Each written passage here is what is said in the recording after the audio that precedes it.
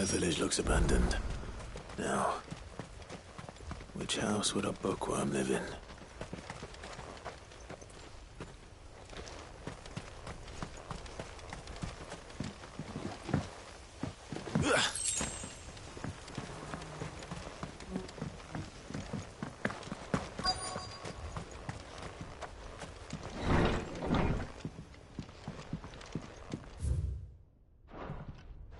This is a Royal Army logbook.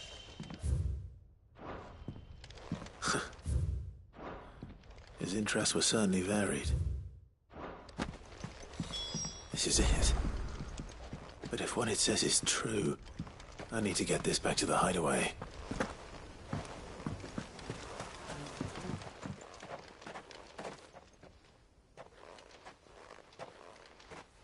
Leaving so soon, stranger? We've been watching you. From a distance, so to speak. Subtle. I know who you are. Then we need not waste time on introductions. Hand me the book. Leave it in our care and return to your life. Your care? Do you mean to burn it, or bury it? That is not my decision to make. But by one means or another, its contents shall be removed from the common record. Then I'll have to politely refuse. I won't let you erase our history. Then we find ourselves at an impasse. Very well. The book can just as easily be pried from your dead hand.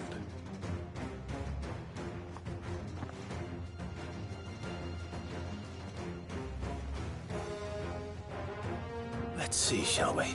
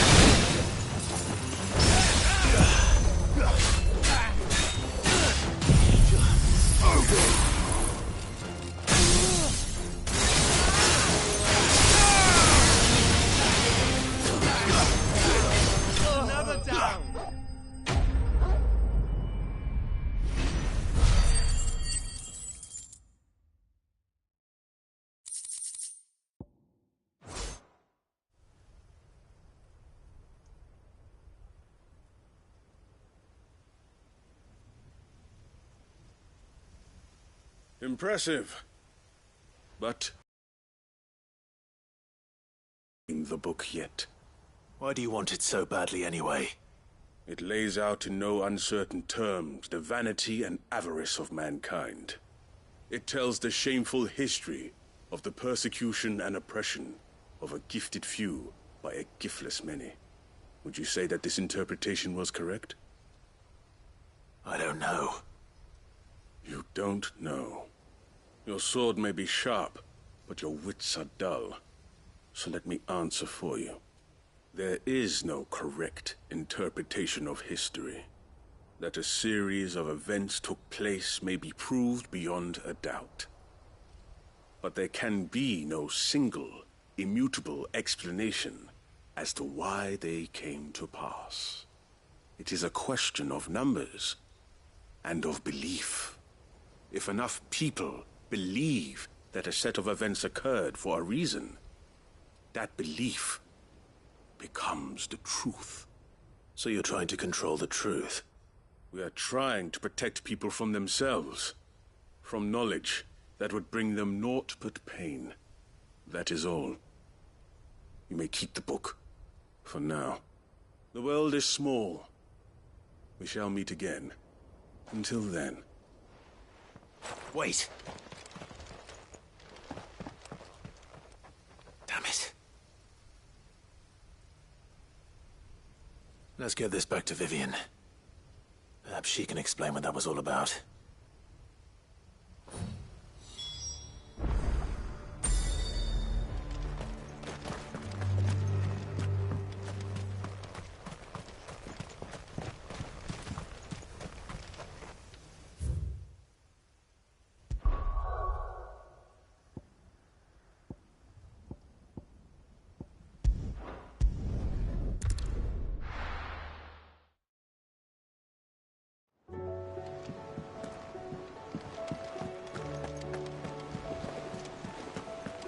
There's something about it.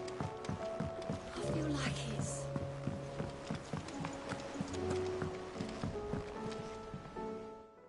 Vivian. I found it. The book you lost.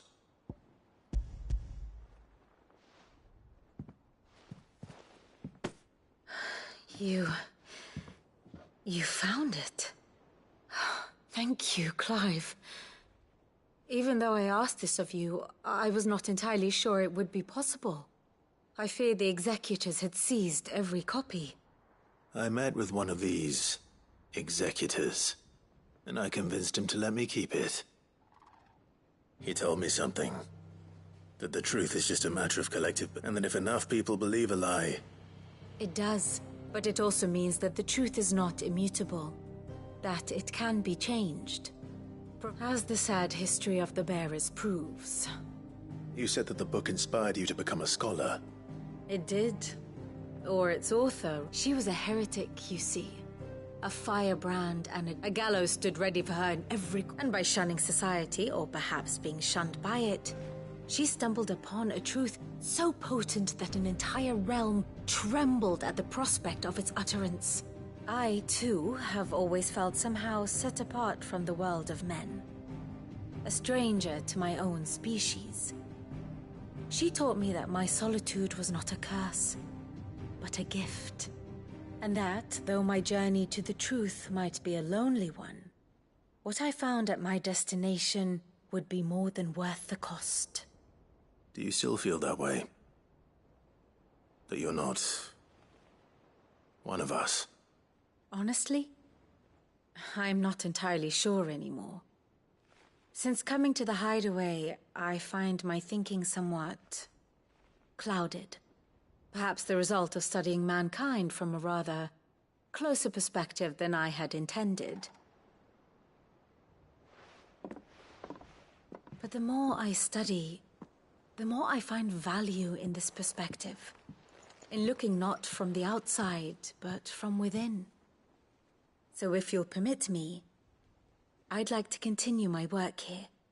Remember, Clive, when enough people believe, belief begets truth.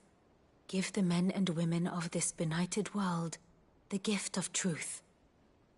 Make them believe in you, as I do. I'll try, Vivian. I'll try.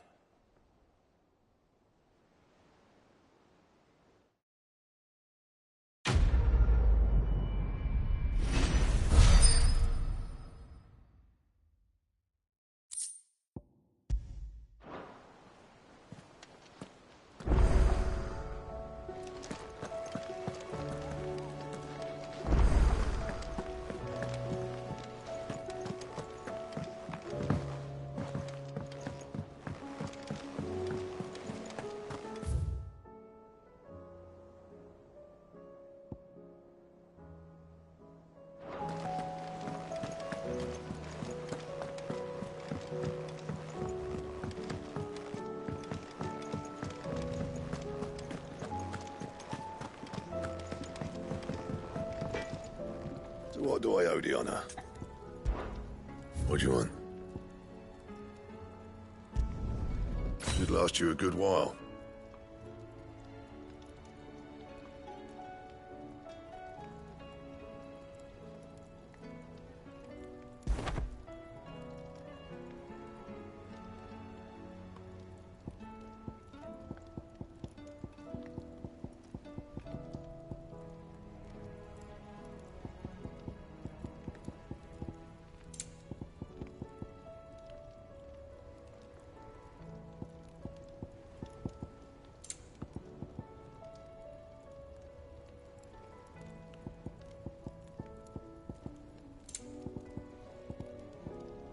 That it?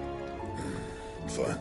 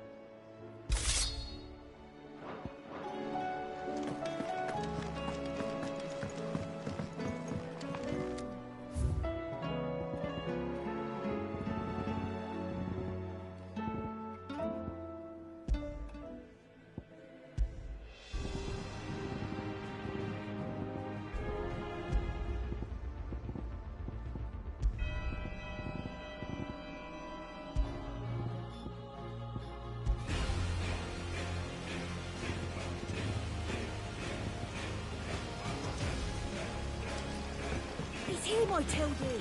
The Crown Prince of Sunbrook!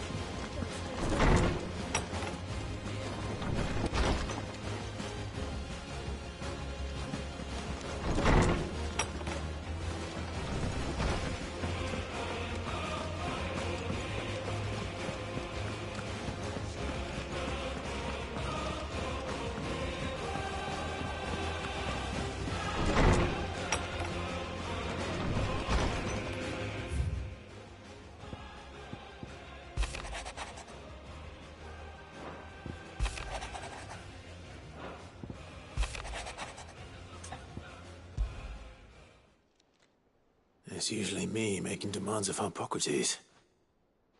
I wonder what this is about.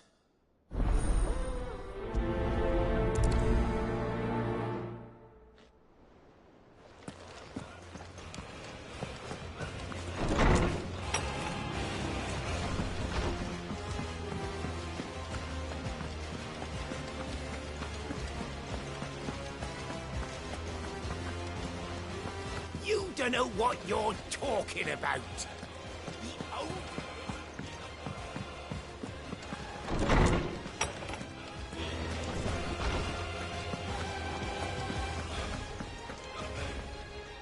Lawsman Hippocrates. I received your note. Ah, yes. I expect you're wondering what this is all about. You spoke of making amends with Dion. But I can't imagine what for. Then I should begin by telling you that I was once his tutor. This was some years ago, of course, before I joined Cid in his hideaway. At that time, I was counted among the foremost scholars of Oriflamme, and was accordingly invited to the palace to supervise the young prince's education, all to ensure that the future emperor had a firm grounding in, well, everything an emperor should. History, religion, commerce, government. Alas, our time together was cut short when Dion left to join the dragoons, his studies no longer being deemed necessary. I had not expected to meet with him again, least of all here. Have you spoken with him? No, I have yet to find the right moment. His Highness always seems so preoccupied, especially when alone. I would not wish to disturb his ruminations with idle words of greeting, not when I know he dwells upon the evil Ultima had him commit in the Dominion. The guilt weighs heavily on him, I know. But as you say, that was Ultima's doing.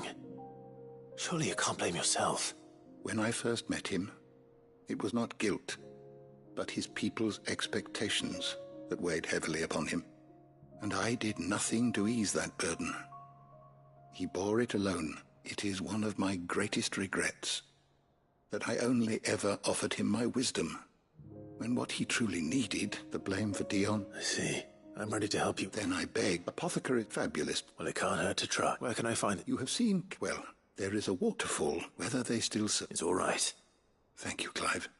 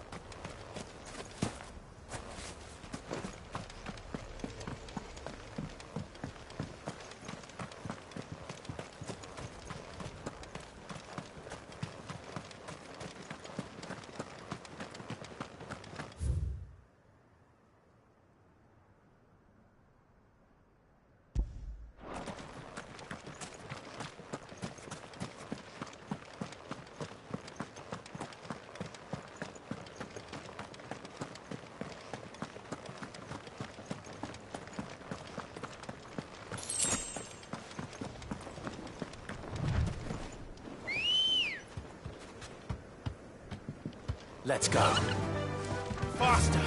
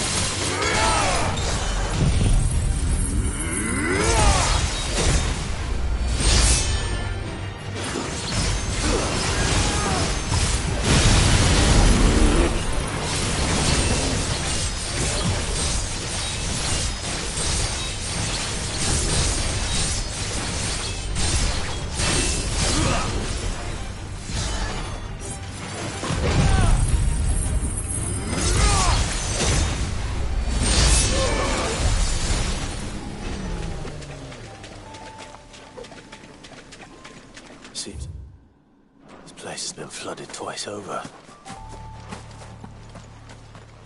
Purple flowers blooming next to a waterfall. Shouldn't be too hard to find.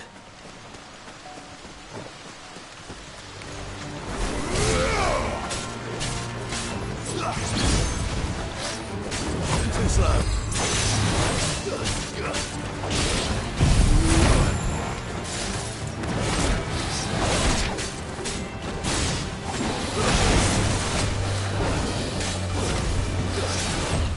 Nice try.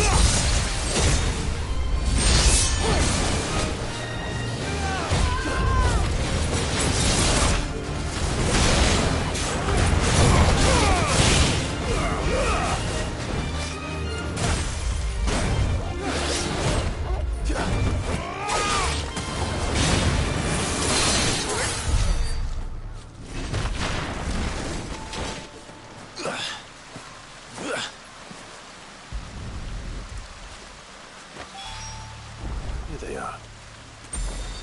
Might as well pick enough for a bunch, I suppose.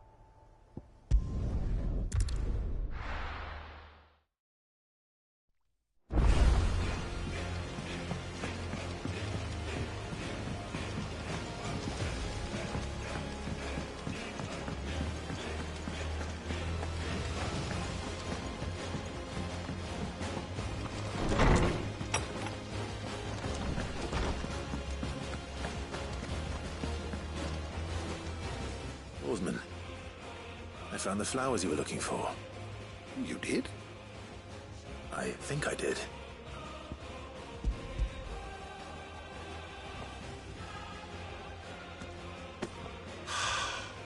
You did indeed. My dear boy, thank you.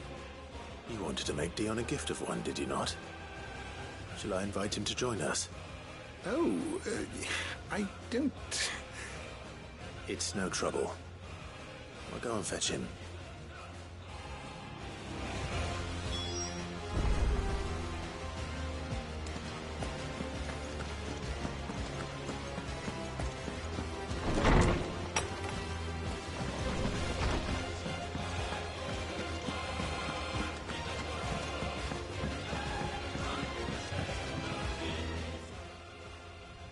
Your Highness, would you do me the honor of accompanying me? No. It is time, then. No. Only to the shelves. Our lawsman has something he'd like to give you. Master Harpocrates. No. I dare not show my face before him. Not after everything I have done. I have taken countless innocent lives. And ruined countless more. All because I was weak. I have sworn to atone for my crimes or die in the attempt. But were I to meet with him again, and see in his eyes what I have become, I fear that my resolve might falter. Then that is all the more reason to do it. Test your resolve. Prove to yourself, and to him, how strong it truly is.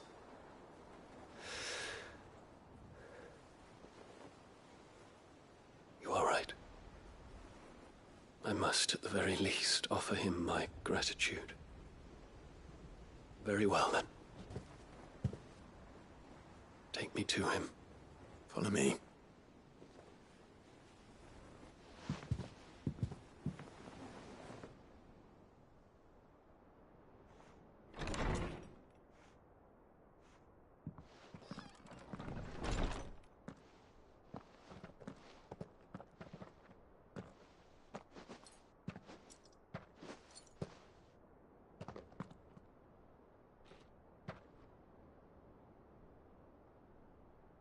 Even now, I hesitate to approach him.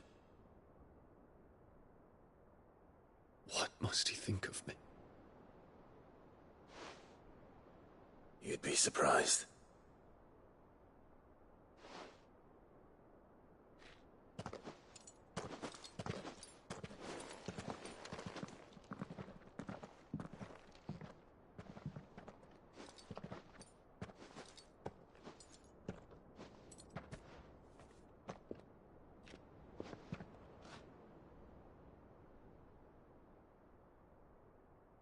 Master Harpocrates, pray, accept my apologies for leaving your tutelage before my studies were complete. Your lessons opened my mind to a world quite unlike the one I had imagined from within the gilded confines of the palace. And I shall be forever grateful for the efforts you made to enlighten me.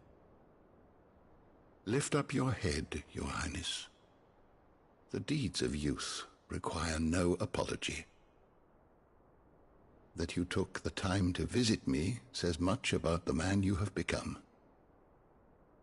Now, there is something I would like to show you.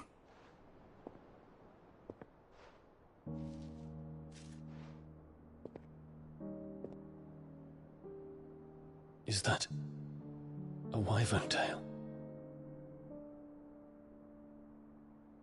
The color is unfamiliar to me. Because it is unique to those found in the wild. Something in the harsh environments in which they grow lends them this striking hue. Their roots are indistinguishable from those of their hothouse cousins, but once they bloom, the difference is immediately apparent. In this flower, I see you, Your Highness. Its roots were the roots of a wyvern tail, with all that implies. Just as yours do not define you. I want you to have it, that it might remind you of this truth.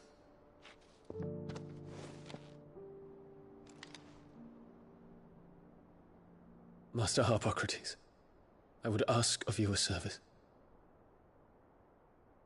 Keep your gift until I have fulfilled my duty to the realm, for only then shall I be deserving of it.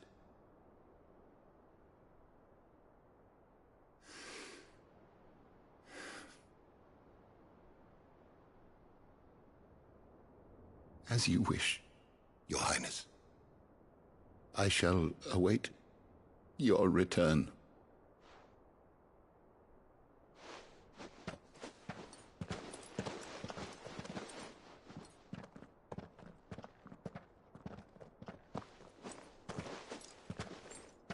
Our roots do not define us.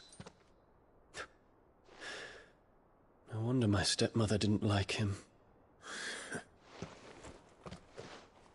For reuniting me with memories I had thought long lost.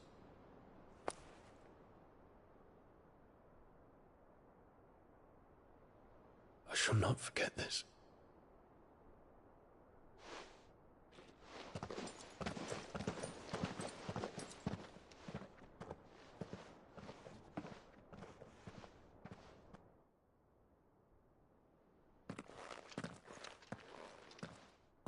Thank you, Clive. Were it not for you, I fear I might never have found the right moment to speak with him. Not to mention the wyvern tales. I shall plant their seeds, that I might not disappoint His Highness upon his return. I hope the soil in the hideaway is to their liking. Why, these flowers bloomed in the bleak, black wastes of Waloed. I'm sure Nigel's yard will suit them to a T.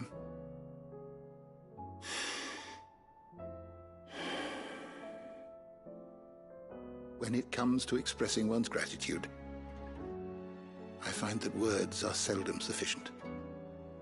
Here. What's this? A stolas quill. Or more precisely, my stolas quill. 'Tis said that an owl's feathers are steeped in the wishes it hears over its long lifetime. All those words just waiting to pour out onto the page. So consider this my wish for you. That one day you may put down your sword and pick up that pen. Well, when that day comes, I'll certainly have a lot to write about. Thank you, Harpocrates. It shall have pride of place in my chamber.